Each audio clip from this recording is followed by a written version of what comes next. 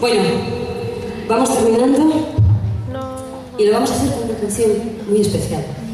Se llama Africanos, Africanas en Madrid. Africanos en Madrid.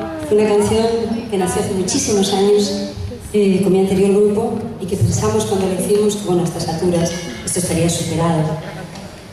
Y sin embargo, creo que cada año nos damos cuenta que en muchos temas hay muchas involuciones.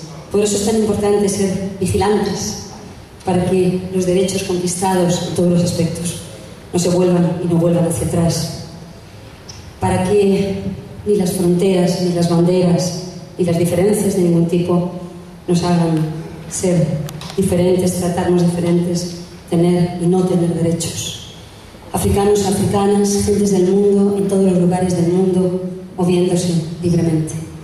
No permitiendo los pasos y la libertad para la trata y el tráfico de mujeres, y no permitirlos para solidarizarnos y para crear redes donde las mujeres puedan vivir en todos los espacios dignamente.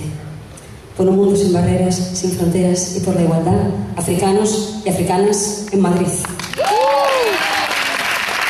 En Madrid y en todos lados.